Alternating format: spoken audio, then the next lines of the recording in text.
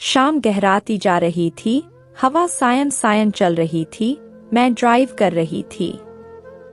मुझे जल्द से जल्द उस जगह पहुंचना था जहां से फोन आया था। राजेश का एक्सीडेंट हो गया था एक गांव के पास। लोग वही के एक अस्पताल में उसे ले जा रहे थे। उसमें से एक ने मुझे खबर करी थी। गाड़ी की स्पीड भी लगभग 120 से 130 रही होगी। मुझे कुछ भी सूझ नहीं रहा था कि मैं क्या करूं। इतने में तेज बारिश भी होने लगी। मैंने गाड़ी थोड़ी धीमी कर दी। लोकेशन के हिसाब से लग रहा था वो अस्पताल अब आने ही वाला है। इतने में मुझे लगा कोई मुझे गाड़ी रोकने को बोल रहा है। पहले तो मैंने सोचा कि पता नहीं कौन होगा, पर फिर पास से देखा तो वह राजेश था। मैंने गाड़ी रोक दी।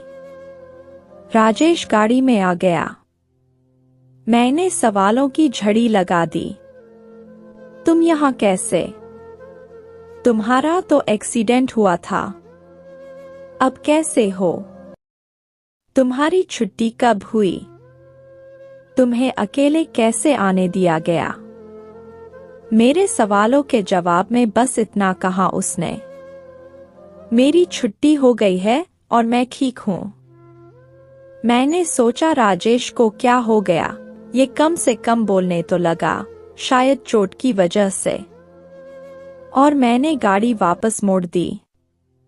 मैंने देखा राजेश के सर पर पट्टी बंधी है, हाथ में प्लास्टर चढ़ा है। वह थोड़ा लंगड़ा के भी चल रहा था उस समय। चोट तो ज्यादा ही लगी थी। मैंने कहा राजेश, हम अपने फैमिली डॉक्टर के पास चलते हैं। तो राजेश ने एकदम से चिल्लाकर कहा, नहीं हम घर चलेंगे। मैं थोड़ा सहम सी गई पर बोली कुछ नहीं, और हम घर आ गए। मैंने राजेश को सहारा देने की कोशिश की तो उसने साफ मना कर दिया।